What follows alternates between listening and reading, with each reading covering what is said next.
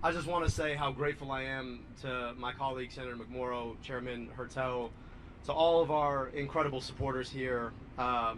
What a race. In the words of Muhammad Ali, we shook up the world. And I want to say, just first and foremost, how grateful I am for the opportunity to participate in democracy. My family immigrated to this country from a place where there is not democracy. You cannot just put your hand up and run. And the ability to do this, to have our voices heard, to select our leaders, it is a gift that sometimes we take for granted. So to have participated means so much. And to my fellow participants, I just want to say how grateful I am to you. Senator McMorrow, you ran an incredible race. You fought to end corporate corruption in our politics. You took on the power of AIPAC. You were willing to speak truth to a level of power that sometimes is unbeatable. And I just want to say thank you and how grateful I am to have your support here today. I cannot wait to see what you do next, and I hope that for as long as I'm in this work, that we can be in this work together. Thank you. To my colleague and friend, Congresswoman Haley Stevens, we shared a great conversation this morning. And I know that it was a bitter end to this very long primary, but I also know that Haley brings the best of herself to her work. She is one of the most committed public servants that you'll ever meet. She loves democracy like I love democracy. And whatever differences that we might have had in the primary, they pale in comparison to what unifies us. A recognition that so long as we want to keep our democracy, that democracy better be working for people, and that all of us have to come together to make sure that we never let Mike Rogers see the inside of the U.S. Senate. So, Congresswoman, thank you for your race.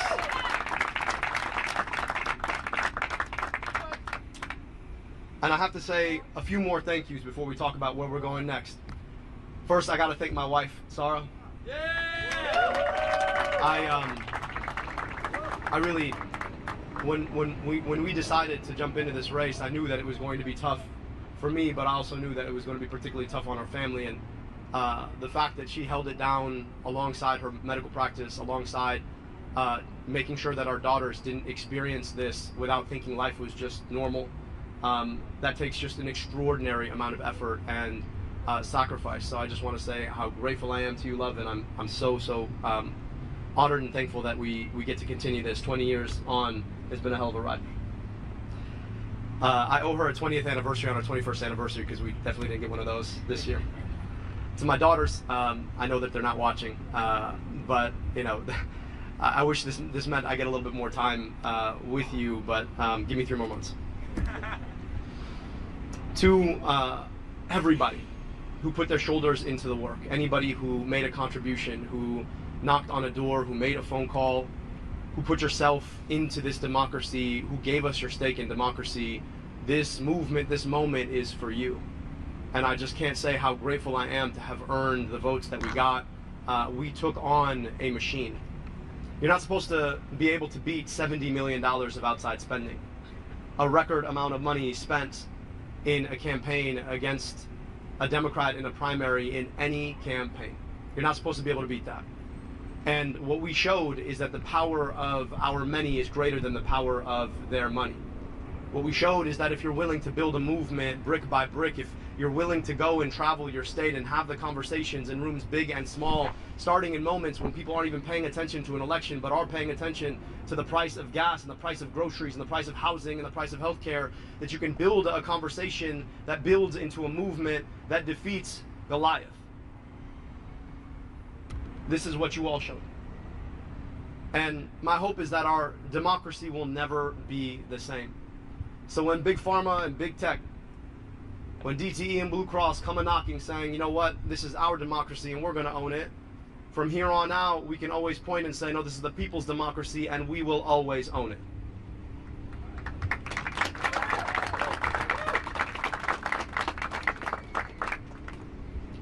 This would not have been possible without the incredible efforts of so many allies and allied organizations. I gotta give a special thank you to my first endorsers. Bernie Sanders, the OG, who came in on day one, put his entire shoulder in the work. I just hope that I can help to carry some of that load in the fight for working people and Medicare for all that he's been carrying for all of this time. To the UAW, the unbeatable, indomitable UAW. As a son of immigrants, son of a father who came to this country to build cars, I gotta say that this is still the best place in the world to make an automobile, and that is because of the Fighting UAW. But it's also the best place in the world to build a family because of the Fighting UAW. And our work is about making sure that the folks who want to sell our democracy off to corporations and special interests don't get to take that away, and I stand in lockstep with our UAW sisters and brothers.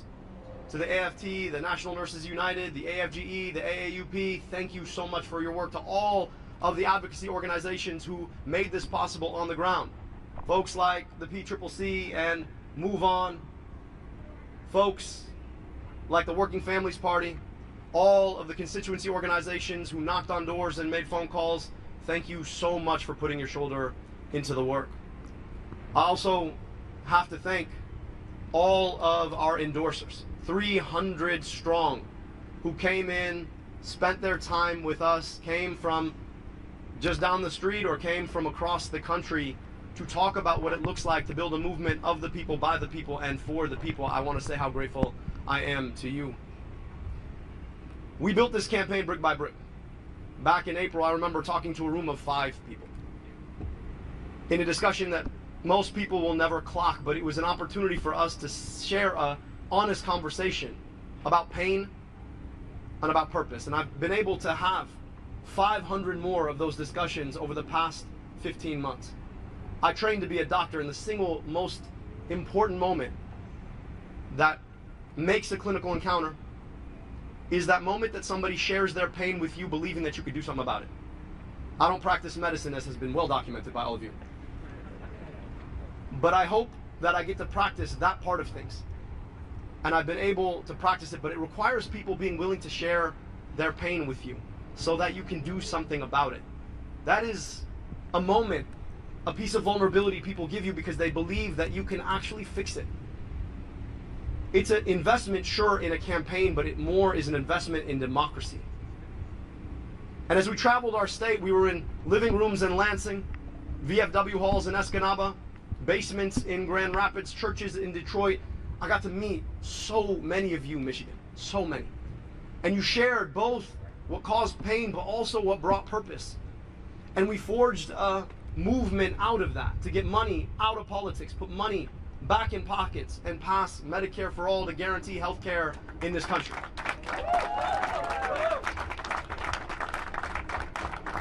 And for our troubles, the corporations, the special interests, who would rather get to decide who our elected officials are than let us decide who our elected officials are, they spent an unprecedented amount of money to beat us. Attack ad after attack ad after attack ad after attack ad. Wall-to-wall ads. But it turns out that the commercials are the part of the television show most people don't want to watch.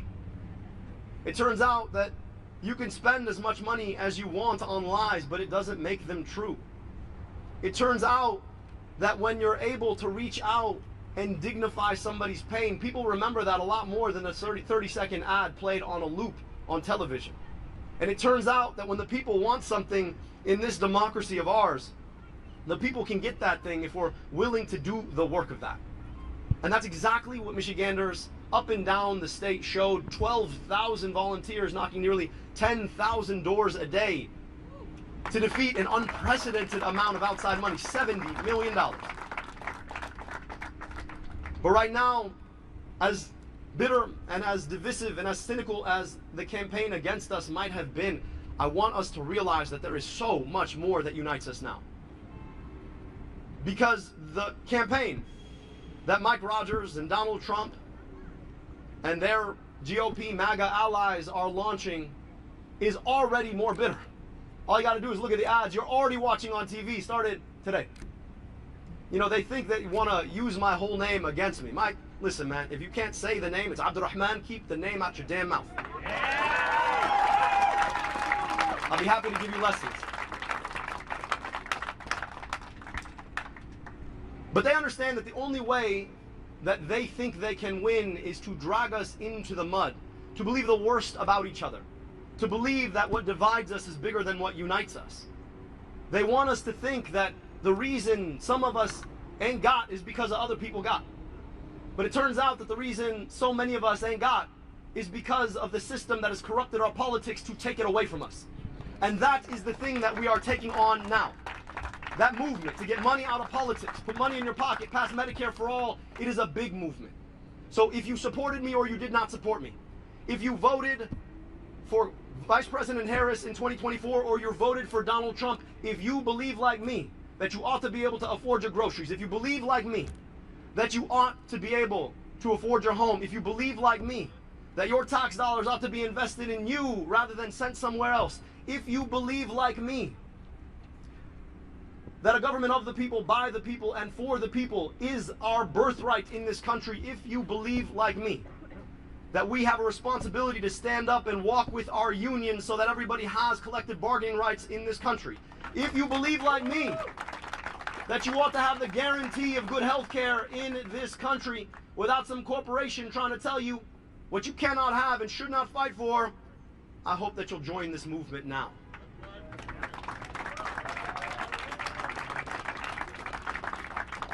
I want to speak specifically to an issue that has been focused on in this race.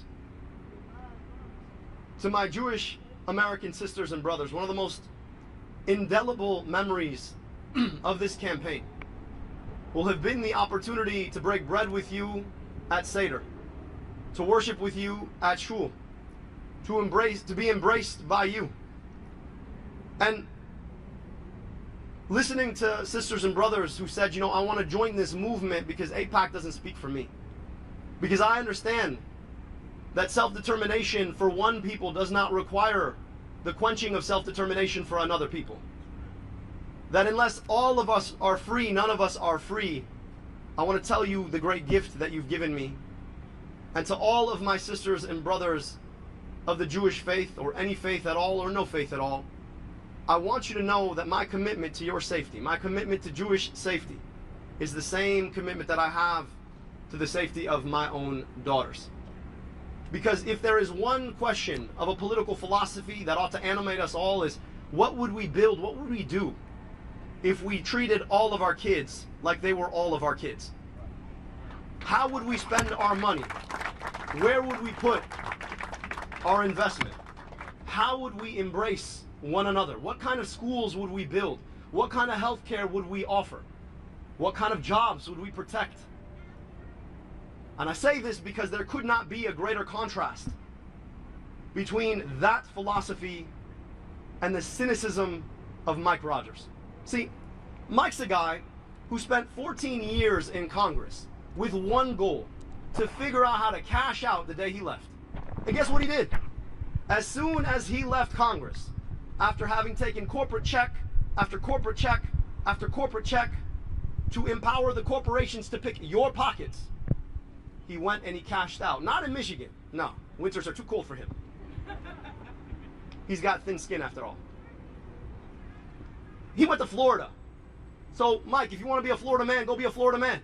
If you want to golf in Florida, go golf in Florida. But I promise you, in November, we are going to send you back to Florida.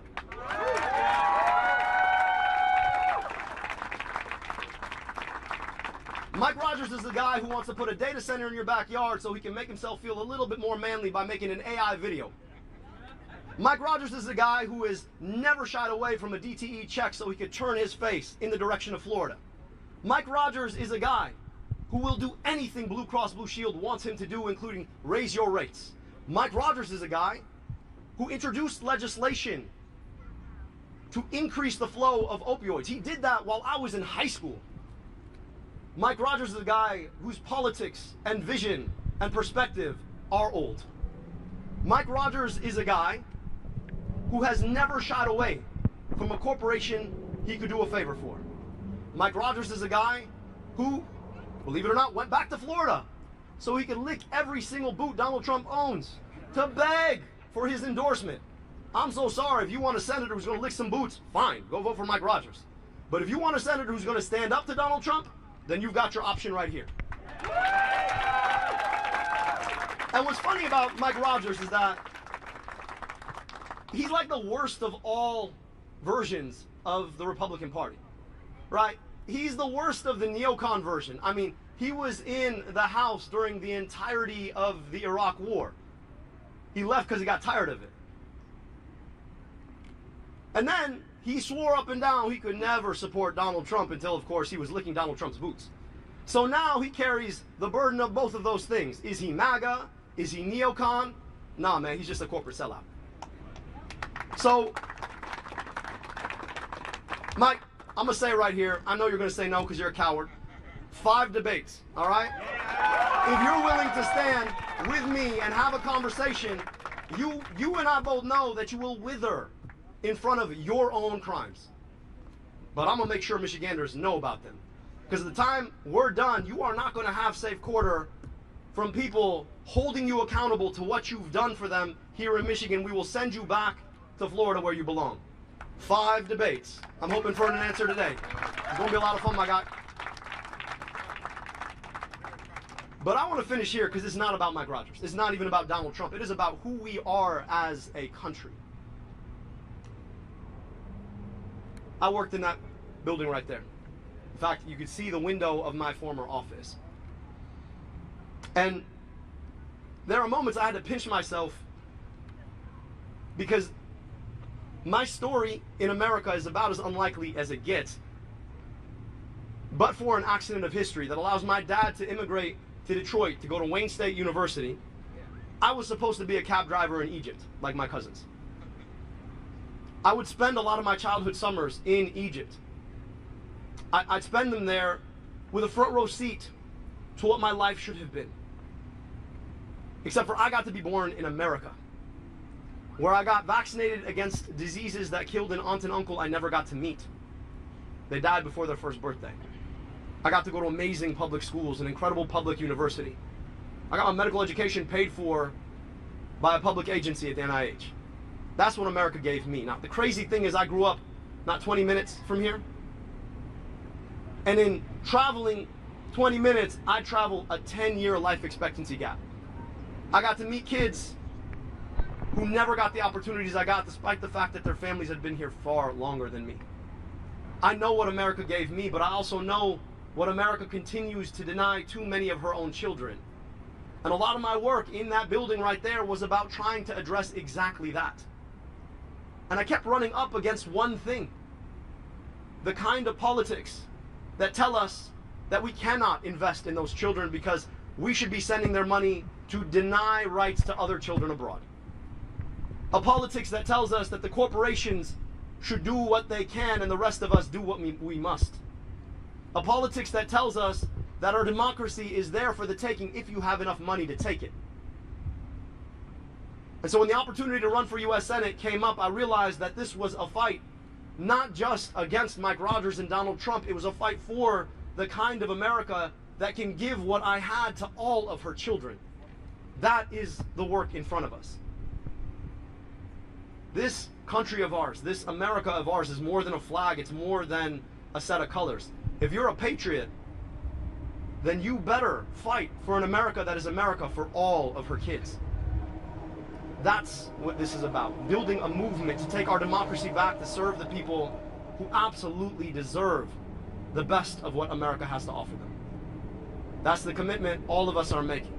So whether you voted for me or voted for my opponent or didn't vote at all, we're inviting you to that movement to get money out of politics so we can put money back in pockets and finally guarantee the promise of health care through Medicare for all. And I am so honored for all of the folks who've already invested, to all the folks who haven't. I cannot wait to meet you, and let's go win in November.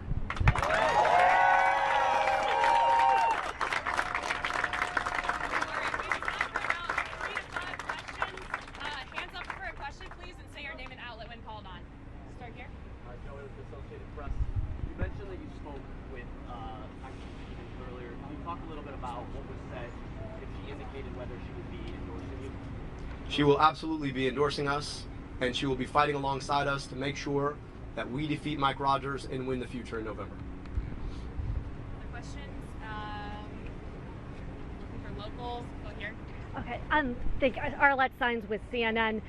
This was a very tight race, perhaps closer than you had hoped or expected, about 15,000 votes right now between you and Haley Stevens. Does the fact that this was such a tight race make it more difficult for the Democratic Party to unite and also reach out to those swing voters who might be looking and seeing, well, Democrats couldn't even agree on their candidate here? Well, I'd love to get others' perspective on this, but let me give you mine. You heard about the historic turnout. Sometimes, you know, intra-family squabbles are the biggest ones. But we all know that when we walk out the house, we stand united. And sometimes we got to have it out about the conversation about who we are and who we want to be. And I think I'll tell you that the things that unite us are so much bigger than the things that divide us. If anything, when you've got 500,000 more voters who came out to be a part of a process to pick a nominee, that means that their voices have been heard. And we're going to build a movement that reaches out to everybody. I know not everybody's going to agree with me on everything. That's not how this works. But I do know that they agree with me on the need to beat Mike Rogers, and the need to hold Donald Trump accountable, and the need to provide people health care, and the need to address the affordability crisis that is making it so that all of us struggle simply because we want to pump gas or go to the grocery store, and the need to stop fighting stupid wars we should never be fighting. There is so much more we agree on. So I'm looking forward to unifying together. The Congresswoman and I, the Senator and I, we've had some great conversations about where we go from here, and we cannot wait to come together and win in November. Dr. El-Sayed, where do you see fitting your